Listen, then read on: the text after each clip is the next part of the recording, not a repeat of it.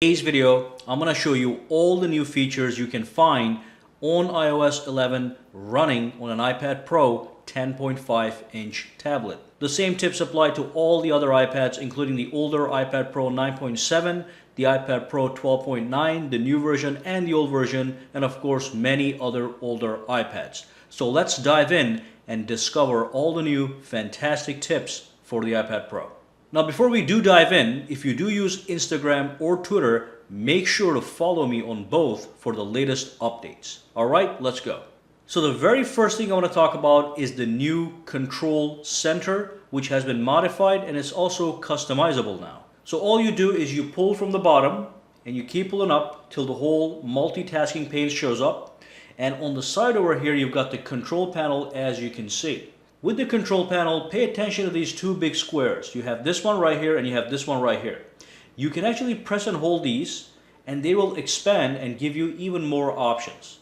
Same with the music player. If you tap and hold, it's going to expand and it's going to give you a mini music player. And over here you can play, you can go to the next track, you can change the volume if you want to. And also if you tap this button here, you can choose where you want to stream your music. You can stream to your Apple TV or a connected Bluetooth player. And the same actually applies to many of these buttons. So you can press and hold on the brightness button here. It gives you a brightness slider. You can change the brightness from here up and down. Or you can enable the night shift or the true tone using these buttons here. You can do the same thing with the volume. So if I press and hold, the volume slider shows up. I can change the volume up and down. Absolutely fantastic. And even with the flashlight over here, if I press and hold the flashlight icon, it comes on and you can change the intensity of the flash. So that's the minimum intensity, and that's if you want to turn it off, you tap right here, it turns off. Let's tap on that camera icon, see what happens. So you have the option to take a selfie, record a video, record slow motion video, or take a photo. Alright, so you can tap these, it'll take you to the corresponding setting in the camera. And like I said, the control center is fully customizable. I'm going to show you that right now. And of course, in a couple seconds, I'm going to be talking about the entire multitasking pane and the new dock. So don't worry about that. So let's just find out how to customize the control center. So what you want to do is you want to go into the settings and then look for control center, tap on it, and go into customize controls. From here, on the top, you have all the controls that are already included in your control center. At the bottom, you have more controls you can add if you so desire. So I can tap this magnifier, I can tap the notes, and they're going to be added to my control center. I can add the stopwatch, and now if I go back into the control center, you'll see that there's even more options on the side over here. Okay, let me go back into settings. And one thing that I'm going to specifically show you guys, by the way, if you want to remove something, you just tap this button here and you click remove, okay? And they'll go down right here, but you can re-add it immediately. But anyway, one of the new features in the control center is called screen recording, which allows you to record the screen of your iPad without any additional software. So let me show you how that is done. It's very, very easy. So let's go back to the home screen. Pull up the control center and then press and hold, or you can either just tap it and it's going to start recording, or to get additional controls you can tap and hold. It's going to expand, and then you have the option to turn off the microphone or the microphone on. So if you want to record the ambient noise, you can do that as well, or you can just do it without the microphone on. But basically when you're ready, you tap on start recording and it's going to do a countdown, 3, 2, 1. Now it is recording the screen as I'm working with it. So let me exit. Let me just swipe the screen. Let me pull it back up. When you're ready to stop recording, again, you can just tap on it, or you can press and hold and then tap on stop recording. And as you can see, it says screen recording video saved to photos. You can tap that. It's going to take you to your photos.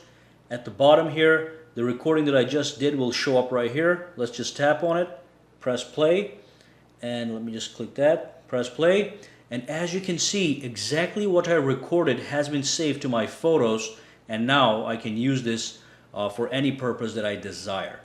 Absolutely fantastic. Let's move on to the next tip. That is basically all you need to know about the control center. The next thing I'm going to talk about is the new dock and multitasking features on the iPad Pro, which have really been refined.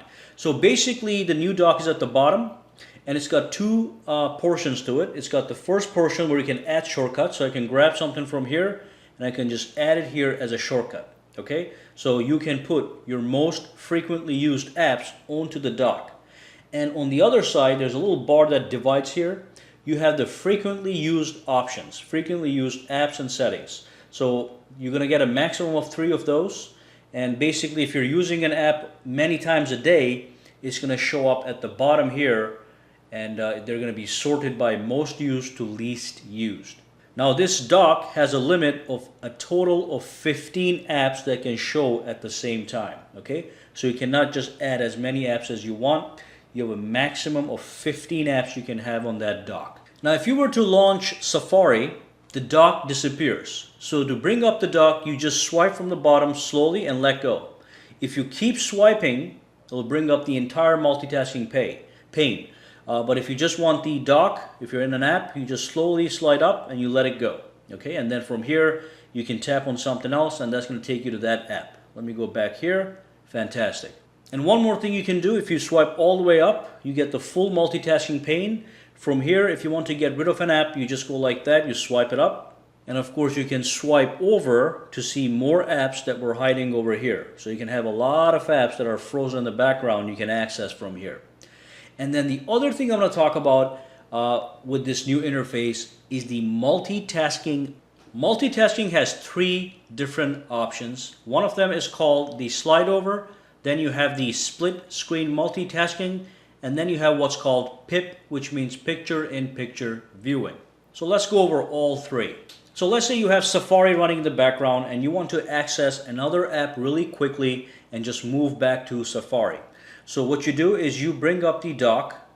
From the dock, let's say that you want to read the news really quick. Let's say you want to get some updates. All you do is grab that app and pull it to the screen, and it drops to the side, to the right side of that screen.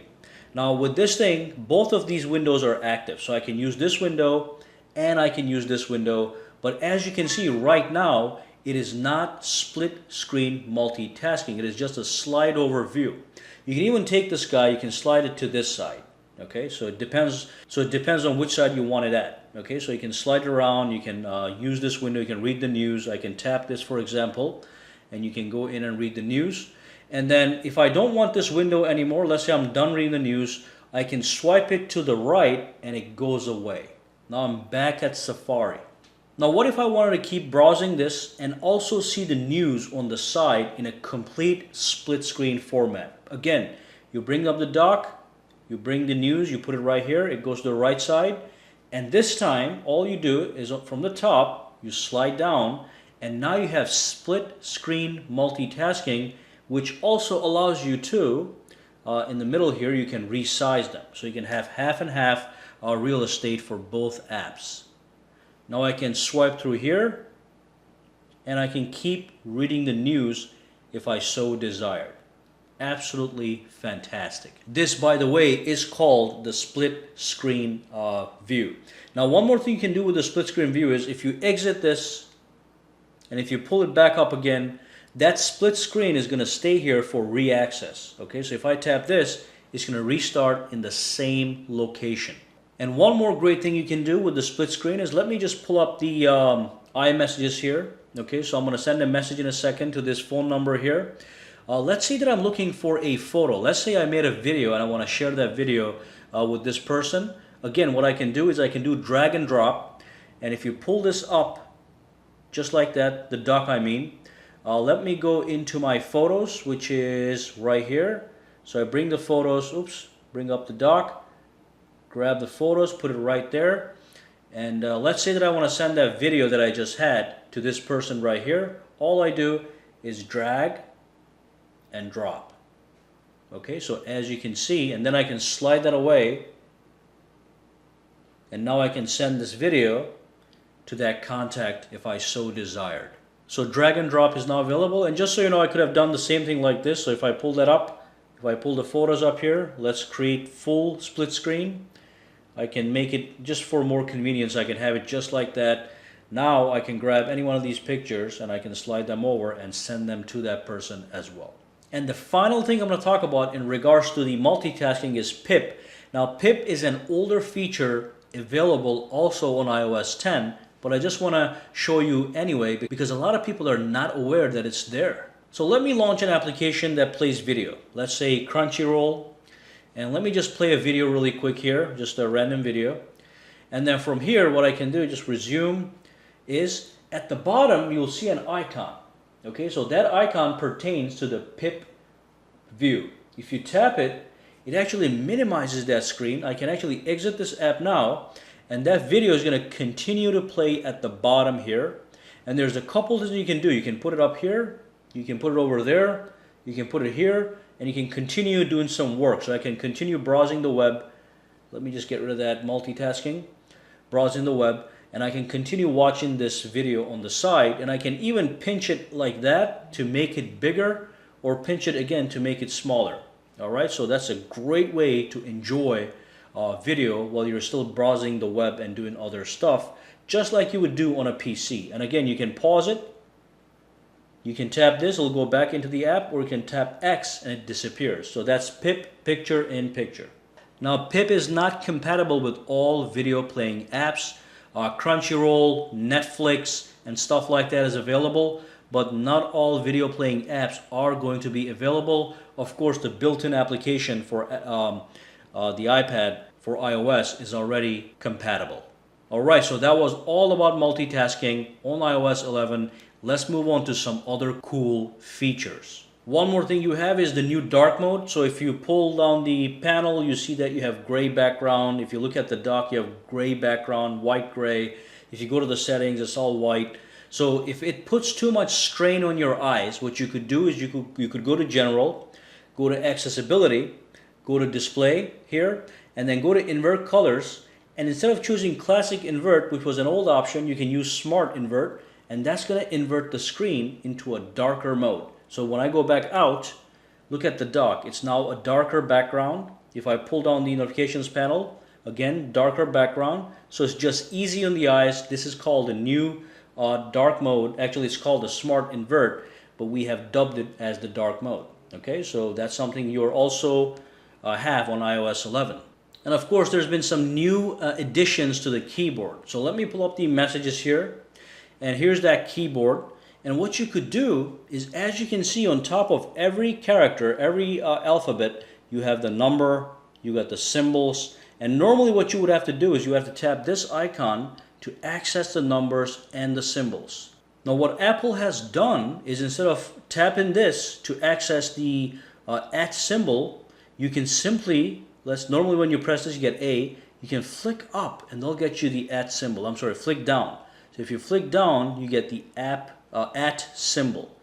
Normally you would have to press this button, then press at.